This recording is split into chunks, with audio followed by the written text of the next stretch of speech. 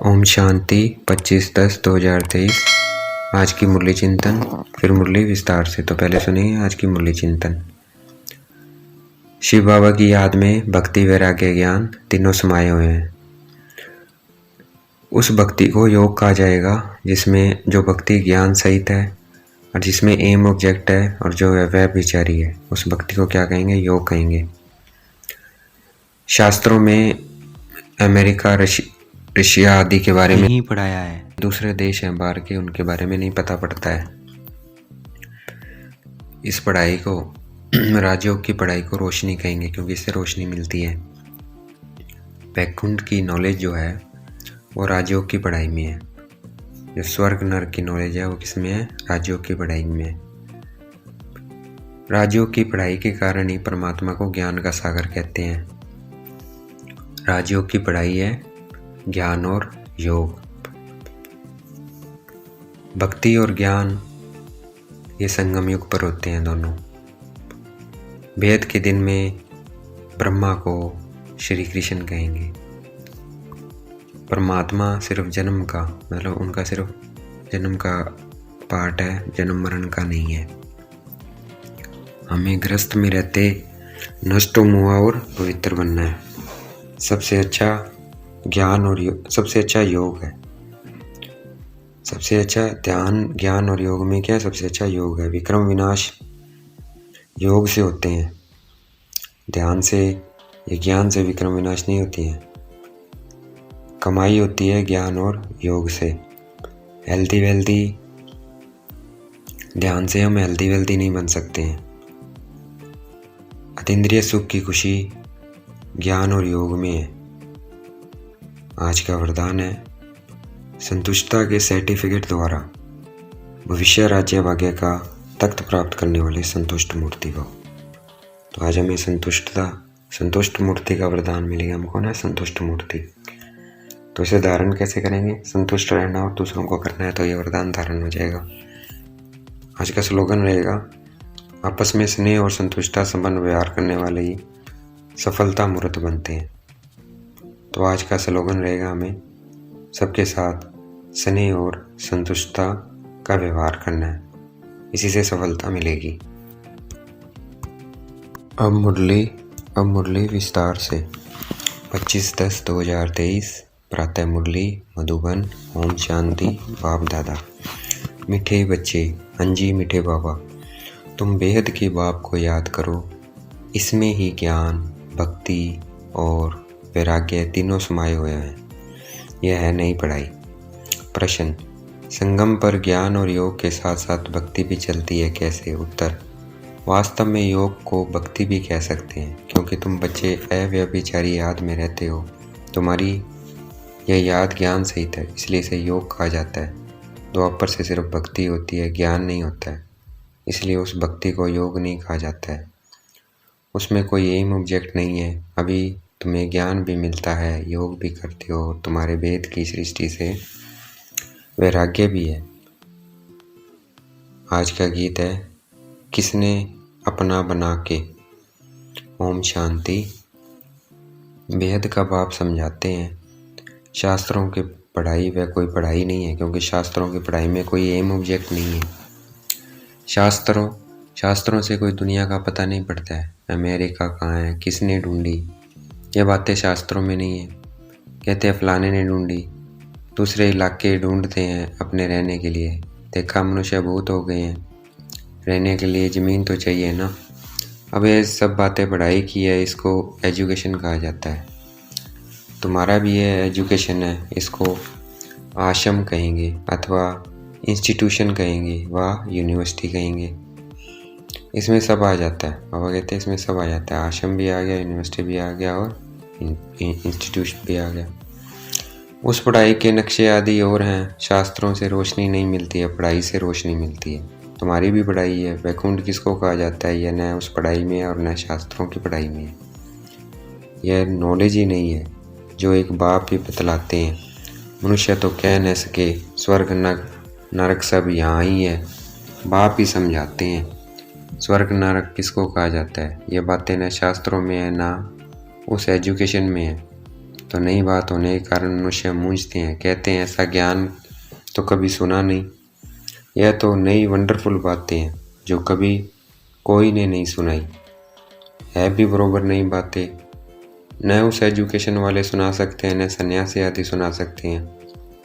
इसलिए परमपिता परमात्मा को ही ज्ञान का सागर कहा जाता है। वेद की हिस्ट्री ज्योग्राफी भी समझाते हैं, ज्ञान से स्वर्ग और नरक का विस्तार भी सुनाते हैं। ये नई बातें हैं, ये नई बातें हैं ना। इस पढ़ाई में सब कुछ है, ज्ञान भी है, योग भी है, पढ़ाई भी है, भक्ति भी है। योग को भक्ति भी कह सकते हैं क्योंकि एक के साथ योग लगाना उनको याद करना होता है। वह भक्त लोग भी याद करते हैं, पूजा करते हैं, गाते हैं। वह भक्ति करना कोई योग नहीं कहेंगे। समझो जैसे मीरा थी, श्री कृष्ण के साथ योग लगाती थी, उनको याद करती थी, परंतु उसको भक्ति कहा जाता है। उनकी बुद्धि में कोई एम ऑब्जेक्ट नहीं है। इसको ज्ञान भी कहते हैं, भक्ति भी कहते हैं। योग लगाते हैं, एक को याद करते हैं। सतयुग में न भक्ति होती है न ज्ञान। संगम पर ज्ञान और भक्ति दोनों ही है, और द्वापर से लेकर सिर्फ भक्ति चलती आई है। किसी को याद करना उसको भक्ति कहते हैं। यहाँ ये ज्ञान भी है, योग भी है, भक्ति भी है। समझ सकते हैं वह सिर्फ भक्त है, तत्व से योग लगाते हैं, परंतु उनका है अनेकों से योग, इसलिए उनको भक्त कहते हैं। तुम्हारा यह अव्यभिचारी योग, ये ज्ञान सागर खुद बैठ पढ़ाते हैं, उनसे योग लगाना होता है। वह तो आत्मा को ही नहीं जानते हैं, हम तो जानते हैं परमपिता परमात्मा। बाप के साथ बुद्धि योग लगाने से हम बाप के पास चले जाएंगे। वह हनुमान को याद करते हैं तो उनका साक्षात्कार हो जाता है, उनको व्यभिचारी कहा जाता है। यह अव्यभिचारी योग। अव्यभिचारी होगी सिर्फ एक के साथ योग लगाना। व्यभिचारी कभी हनुमान से योग लगाना, कभी कृष्ण से योग लगाना, कभी राम से, अनेकों से योग लगाना। ये क्या है? व्यभिचारी। सिर्फ एक बाप को याद करना, तो इसमें ज्ञान भक्ति वैराग्य सब इकट्ठे हैं, और वह अनोखा सब अलग अलग है। भक्ति अलग, ज्ञान भी सिर्फ शास्त्रों का है, वैराग्य भी हद का है।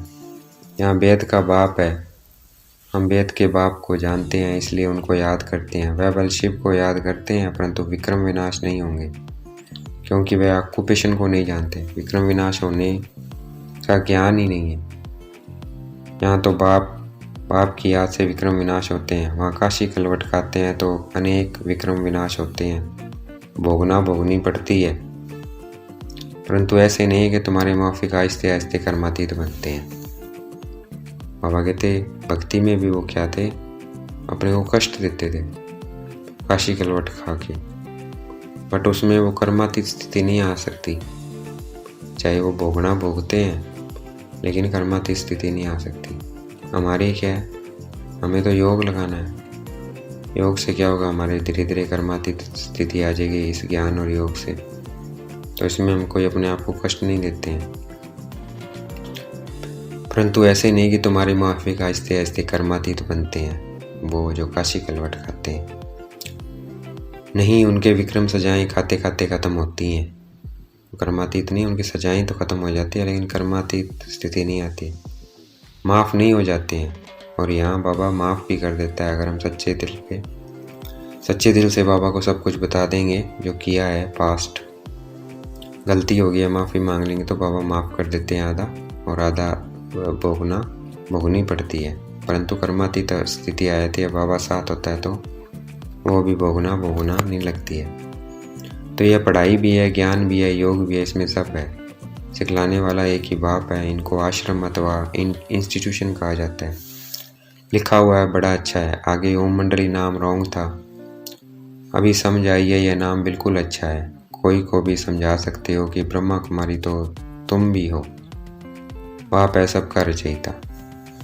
सबको क्या समझाना है कि ब्रह्मा कुमारी तुम ही हो। क्यों?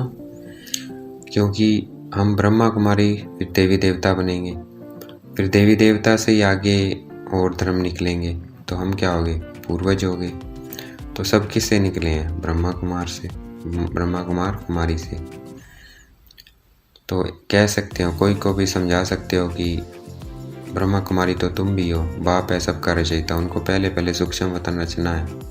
ब्रह्मा विष्णु शंकर है, सूक्ष्म वतनवासी नई सृष्टि रचते हैं तो जरूर प्रजापिता ब्रह्मा चाहिए। सूक्ष्म वतन वाला तो यहाँ आ न सके, वह संपूर्ण अव्यक्त, यहाँ तो साकार ब्रह्मा चाहिए ना। बाबा यहाँ पर दो ब्रह्मा की बात कर रहे हैं। एक अव्यक्त ब्रह्मा है जो सूक्ष्म वतन में है, बाबा आके रचते हैं, ब्रह्मा विष्णु शंकर। और एक धरती पर है जिसमें बाबा प्रवेश करते हैं, जिसका नाम ब्रह्मा प्रजापिता ब्रह्मा रखते हैं। तो सूक्ष्म वतन वाला तो यहाँ आ नहीं सके, वह संपूर्ण अव्यक्त, यहाँ तो साकार ब्रह्मा चाहिए ना।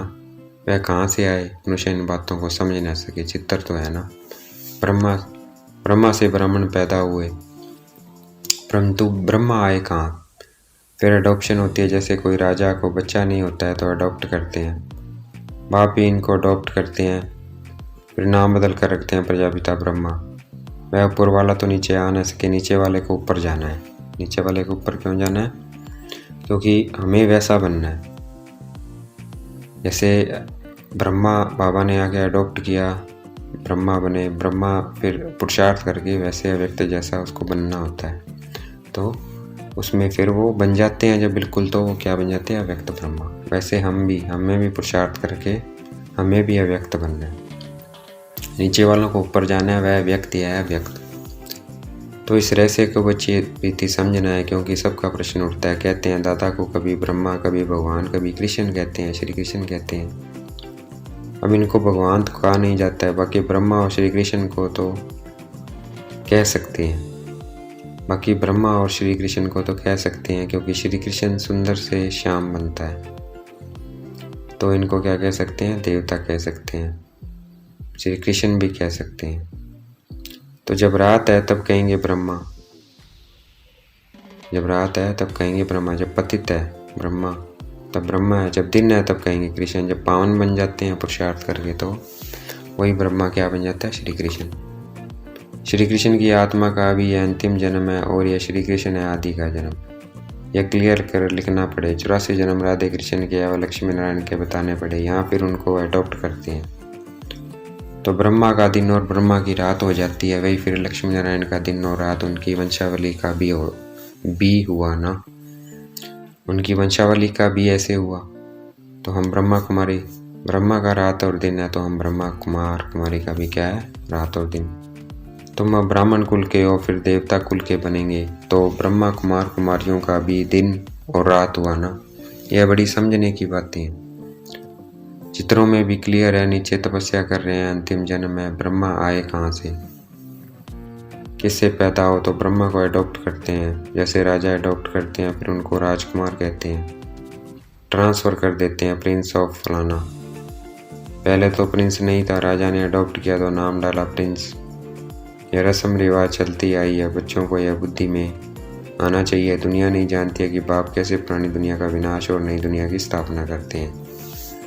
दुनिया को ये बातें नहीं पता है जो हमें पता है, जो बाबा ने हमें बताई है कि मैं कैसे पुरानी दुनिया का विनाश और नई की स्थापना करता हूँ। नई की स्थापना क्या, ब्रह्मा कुमार कुमारी, और विनाश शंकर द्वारा। जो विनाश हम देख रहे हैं वो बाबा करवा रहा है, शंकर द्वारा विनाश हो रहा है। यह रोशनी तुम बच्चों को है, तुम्हारे में भी नंबरवार है। आगे चलकर छोटी छोटी बच्चियाँ भी बहुत तिखी होती जाएगी, क्योंकि कुमारियाँ हैं। लिखा हुआ भी है कि कुमारियों द्वारा बाण मरवाए, दिखाया हुआ है ना महाभारत में। भाई कुमारी ने इसको, वो विषम पितामह को बाण किसने मारे थे, कुमारियों से बाण मरवाए, क्योंकि कुमारी आ गई तो विषम पितामह ने क्या, बाण नहीं उठाए थे, शस्त्र नहीं उठाए थे उसके ऊपर। तो यही वो कहानी वहाँ बताई गई है। लिखा हुआ भी है कि कुमारियों द्वारा बाण मरवाए। कुमारियों का चमत्कार नंबर 1 में गया। बाण अर्थात ज्ञान बाण, वो कोई दूसरा लड़ाई वाली बात नहीं है, यहाँ ज्ञान बाण की बात है। मतलब किसी को ज्ञान का तीर कुमारियाँ ही मार सकती है, क्योंकि उनमें पवित्रता की ताकत होती है और वो किसी को समझाएंगे वो समझ जाएंगे। मम्मा भी कुमारी है, सबसे तिखी गई। कहा जाता है डॉटर शोज मदर, मदर तो नहीं बैठ कोई से बात करेगी, यह माँ तो हो गई गुप्त, वह मम्मा है प्रत्यक्ष। तो तुम शक्तियाँ अथवा बच्चों का काम है माँ का शो करना। बहुत अच्छी बच्चियाँ भी है जिनका पुरुषार्थ अच्छा चलता है। कौरव संप्रदाय भी है, किन्हों के मुख नाम नाम है ना जो महारथी है, यहाँ भी महारथियों के नाम है। सबसे बड़ा है शिव बाबा, ऊंचते ऊंच भगवान, उनका ऊंचा ठाव है, वास्तव में ठाव रहने का स्थान। तो हम आत्माओं का भी ऊंच है, हम भी परम धाम से यहाँ पाठ बजाने आए हैं, तो हमारा भी धाम क्या है, ऊंच है। मनुष्य तो सिर्फ महिमा करते रहते हैं, जानते कुछ भी नहीं है। परमात्मा की महिमा करते हैं पर जानते नहीं है। हम आत्मा ही वहाँ की रहने वाली हैं, परंतु हमको जन्म मरण में आकर पाठ बजाना है, वह जन्म मरण में नहीं आते हैं। पाठ उनका भी है, शिव बाबा का भी पाठ है, वो सिर्फ कल्प में एक ही बार आते हैं, लेकिन जन्म मरण में नहीं आते हैं। अवतार लेते हैं, अर्थात शरीर में दूसरे के शरीर में आते हैं। वह जन्म मरण में नहीं आते हैं। पाठ उनका भी है, परंतु कैसे है यह भी तुम जानते हो। अभी तुम बच्चे समझते हो यह शिव बाबा का रथ है, अश्वत्थवा घोड़ा भी है। ब्रह्मा के बाबा के बारे में कह रहे हैं, यह अश्वत्थवा घोड़ा भी है। बाकी वह घोड़ा गाड़ी नहीं है जो दिखाई है गीता में, घोड़ा गाड़ी दिखाई है उसकी बात नहीं है। वो घोड़ा गाड़ी जो दिखाया है गीता में वो क्या है, ब्रह्मा बाबा का शरीर है, इसको अशुभ दिखाया है, रथ है। इस रथ में परमात्मा आते हैं। तो जो अर्जुन है वो ब्रह्मा बाबा की आत्मा है, जो श्री कृष्ण वहाँ दिखाया गया है वो शिव बाबा की आत्मा है। मतलब शिव बाबा आके हमें कृष्ण जैसा बनाते हैं इसको, इसलिए वहाँ कृष्ण का रूप दिखा दिया है। क्योंकि कृष्ण का रूप क्या है, संपूर्ण 16 कला संपन्न मर्यादा पुरुषोत्तम, मतलब वो भगवान जैसा ही बन जाता है। भगवान नहीं है पर भगवान जैसा बन जाता है, इसलिए रथ में श्री कृष्ण को दिखाया है। श्री कृष्ण नहीं है, वास्तव में क्या शिव बाबा है। बाकी वह घोड़ा गाड़ी नहीं है, यह भी जो भूले हुए हैं या ड्रामा में नूंद है। आधा कल्प हम भी भूल में भटकते भटकते एकदम भटक जाते हैं। अभी रोशनी मिली है तो बहुत खबरदार हो पड़े हैं। जानते हैं यह पुरानी दुनिया खत्म होनी है, हमको नष्ट मोह बनना है। कमल फूल समान ग्रस्त व्यवहार में रहते नष्ट बनने का पुरुषार्थ करना है, यही मेन बात है। विनाश होने वाला है, इसलिए कौन सा पुरुषार्थ करना है, पवित्रता का और नष्ट मोह, क्योंकि अंत में हमें मोह ही खींचेगा। तो वही पुरुषार्थ करना है। जितना हम बाबा को याद करेंगे, अपने को आत्मा समझेंगे, उतना हमारा मोह खत्म हो जाएगा और हम पवित्र बनते जाएंगे। ग्रस्त व्यवहार में रहते नष्ट मोह बनने का पुरुषार्थ करना है। तोड़ तो सबसे निभाना है। अब तोड़ कैसे निभाएंगे, बाबा की श्रीमत पे चलकर। रहना सबके साथ है, मिलजुल के रहना है, लेकिन चलना शिव बाबा की श्रीमत पे। इसे कहते हैं तोड़ निभाना। तोड़ तो सबसे निभाना है, साथ भी रहना है। यह भट्टी भी बनती थी जैसे कल पहले बनी थी। अभी तो कहते हैं ग्रस्त व्यवहार में रह, मेहनत करनी है। यहाँ घर बार छोड़ने की बात ही नहीं है। हम तो घर में बैठे हैं ना, कितने बच्चे हैं, लौकिक भी थे ना, छोड़ा कुछ भी नहीं है। सन्यासी तो जंगल में चले जाते हैं, हम तो शहर में बैठे हैं, तो उनसे तोड़ निभाना है। बाप की रचना है, बाप कमा कर बच्चों को वर्षा देते हैं। बाप की रचना है, बाप कमा कर बच्चों को वर्षा देते हैं। पहले तो वर्षा देते हैं काम विकार का। दुनिया वाले, दुनिया के जो माता पिता को क्या कहते हैं, कमा कर बच्चों को वर्षा देते हैं।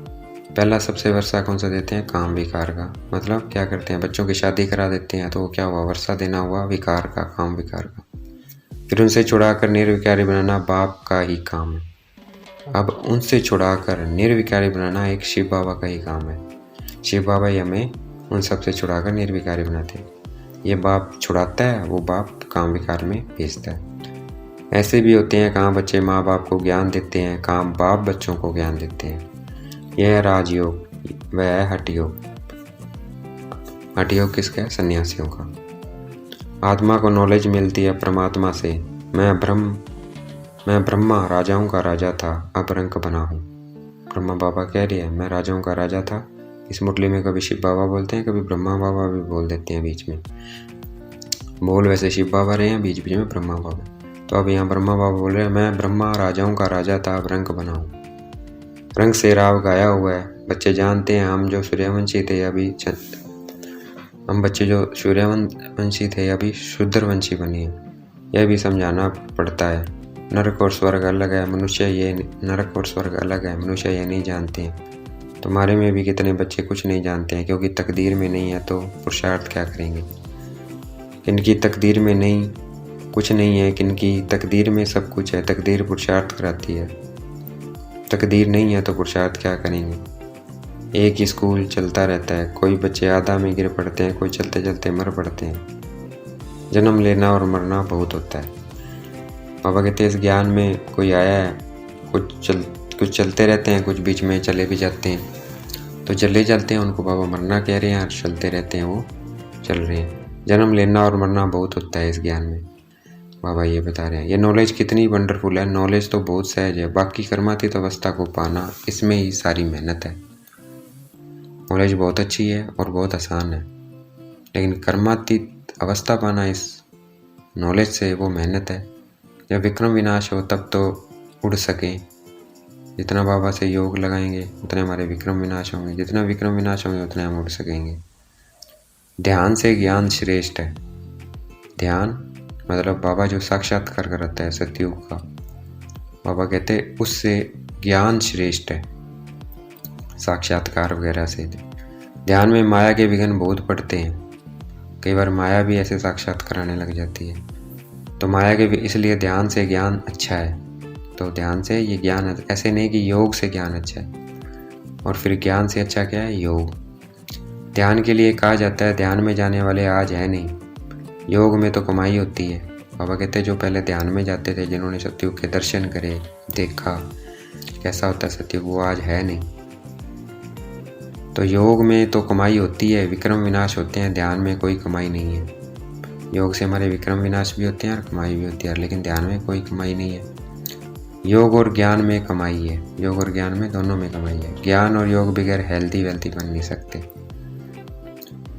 तो वेल्थी बनेंगे ज्ञान से और हेल्थी बनेंगे योग से। तो योग और ज्ञान दोनों में कमाई है। फिर यह घूमने फिरने की एक आदत पड़ जाती है, यह भी ठीक नहीं है। ध्यान क्या है, घूमने फिरने की आदत। ध्यान नुकसान बहुत करता है। ज्ञान भी है सेकंड का, ज्ञान सेकंड का है, योग कोई सेकंड का नहीं है। बाबा कहते ज्ञान तो सेकंड का है, तुम्हें समझ आ गया, 1 सेकंड का ज्ञान है सारा। योग सेकंड का नहीं है। योग तो हमें जहाँ जीना है वहाँ योग लगाते रहना है, जब तक जीना है जब तक बाबा से योग लगाते रहना है। तो ये सेकंड का नहीं है। ज्ञान तो सहज है, बाकी एवर हेल्दी निरोगी बनना इसमें मेहनत है। सवेरे उठकर याद में बैठने में भी विघ्न बहुत पड़ते हैं। पॉइंट्स निकालते हैं तो भी बुद्धि कहाँ की कहाँ चली जाती है। बाबा कहते हैं सुबह सुबह याद में विघ्न आते हैं, पॉइंट्स निकालते हैं तो बुद्धि कहाँ की कहाँ चली जाती है। सबसे जास्ती तूफान तो पहले नंबर वाले को आएगा ना, शिव बाबा को तो नहीं आ सकते हैं। बाबा हमेशा समझाते रहते हैं तूफान तो बहुत आएंगे। तो बाबा कहते हैं जो जितना आगे बढ़ेगा इस ज्ञान योग में उतना उसको तूफान आएंगे। जितना याद में रहने की कोशिश करेंगे उतना तूफान बहुत आएगा, उनसे डरना नहीं है। तो बाबा कहते हैं डरना नहीं है, याद में रहना है, स्थिर होना है। तूफान को हिला ना सके, यह अंत की अवस्था है। यह है रूहानी रेस। शिव बाबा को याद करते रहो। यह भी समझने की और धारणा करने की बातें हैं। धन दान नहीं करेंगे तो धारणा नहीं होगी। इसका दान, इस ज्ञान धन का धन दान नहीं करेंगे तो धारणा नहीं होगी। पुरुषार्थ करना चाहिए। तो बाप की पॉइंट किसी को समझाना बहुत ईजी है, यह भी तुम ही जानते हो। बाप 21 जन्मों का वर्षा देते हैं। तुम कहेंगे इन लक्ष्मी नारायण को बाप से 21 जन्मों का वर्षा मिला है। बाप ने उनको राजयोग सिखलाया और कोई मुख से कह न सके कि उन्हें भगवान ने यह वर्षा दिया है। दुनिया में कोई किस बात में खुश रहते हैं। तुम जिस बात में खुश हो उसको कोई नहीं जानते हैं। मनुष्य तो अल्पकाल छिन्न भंगूर के लिए खुशी मनाते हैं। तुम हो सच्चे ब्राह्मण कुलभूषण जो योगी और ज्ञानी हो। तुम्हारे इस अतीन्द्रिय सुख की खुशी को और कोई जान नहीं सकते हैं। वह तो क्या क्या माथा मारते रहते हैं, मून पर जाने का पुरुषार्थ करते हैं, बहुत डिफ़िकल्ट मेहनत करते हैं। उन सब की मेहनत बर्बाद हो जानी है। बाबा कहते हैं वो भी ऊपर जाने का पुरुषार्थ कर रहे हैं, लेकिन सिर्फ चांद तक जाने का पुरुषार्थ कर रहे हैं, और वो भी जो मेहनत कर रहे हैं वो भी खराब हो जाएगी। और तुम याद से मेरे तक यहाँ आने का पुरुषार्थ करते हो, जिसमें तुम्हारे विक्रम भी विनाश होते हैं। मेरे को याद करते हो परम धाम में, और कमाई भी होती है, लेकिन उनकी सब मेहनत बेकार हो जाएगी। तुम बिना कोई तकलीफ के ऐसी जगह जाने का पुरुषार्थ करते हो जहाँ और कोई जा न सके। बाबा कहते हैं वो तो स्थूल साधनों से कभी पहुँच ही नहीं सकते, और तुम वहाँ जाने का पुरुषार्थ करते हो जहाँ कोई जा नहीं सकता। एकदम ऊंचते ऊंच परम धाम में जाते हो। अच्छा, देखेंगे बाप दादा हमें याद प्यार दे रहे हैं। मीठे मीठे से गलते बच्चों प्रति माता पिता बाप दादा का याद प्यार। गुड मॉर्निंग रूहानी बाप की रूहानी बच्चों को नमस्ते। हम रिप्लाई देंगे बाप दादा को। हम रूहानी बच्चों की रूहानी बाप दादा को दिल व जान शिकवा प्रेम से याद प्यार, गुड मॉर्निंग और नमस्ते। धारणा के लिए मुख्य सार है, रस्त प्यार में रहते नष्ट मोह भी बनना है, साथ साथ सबसे तोड़ निभाते कमल फूल समान रहना है। धारणा करने के लिए ज्ञान धन का दान जरूर करना है। ज्ञान और योग से अपनी कमाई जमा करनी है, बाकी ध्यान दीदार की आस नहीं रखनी है। आज का वरदान है संतुष्ट। देखना है बाप दादा ने मस्तक पे हाथ रखा हुआ है और हमें वरदान दे रहे हैं, संतुष्टता के सर्टिफिकेट द्वारा भविष्य राज्य भाग्य का तख्त प्राप्त करने वाले संतुष्ट मूर्ति को। तो आज हमें संतुष्ट मूर्ति का वरदान मिल गया है, इसको धारण करना है। धारण कैसे होगा? संतुष्ट रहना है और दूसरों को संतुष्ट करना है। संतुष्ट, अब इस वरदान की व्याख्या है नीचे। संतुष्ट रहना और सर्व को संतुष्ट करना है, यह स्लोगन सदा आपके मस्तक रूपी बोर्ड पे लिखा हुआ हो, क्योंकि इसी सर्टिफिकेट वाले भविष्य में राज्य भाग्य का सर्टिफिकेट लेंगे। तो रोज अमृत वाले इस स्लोगन को स्मृति में लाओ। जैसे बोर्ड पर स्लोगन लिखते हो, इसे सदा अपने मस्तक के बोर्ड पर यह स्लोगन दौड़ाओ, तो सभी संतुष्ट मूर्तियां हो जाएंगे। जो संतुष्ट है वह सदा प्रसन्न है। तो आज वरदान मिल गया हमें संतुष्ट मूर्ति, तो संतुष्ट रहना और करना। स्लोगन है, आपस में स्नेह और संतुष्टता संपन्न व्यवहार करने वाले ही सफलता मूर्त बनते हैं। तो आज का क्या स्लोगन रहेगा? स्नेह और संतुष्टता संपन्न हमें व्यवहार करना है सबसे, उनको ही सफलता मिलेगी। तो आज का स्लोगन रहेगा, स्नेह और संतुष्टता से सबसे व्यवहार करना। अच्छा, ओम शांति। शुक्रिया मेरे बाबा, शुक्रिया।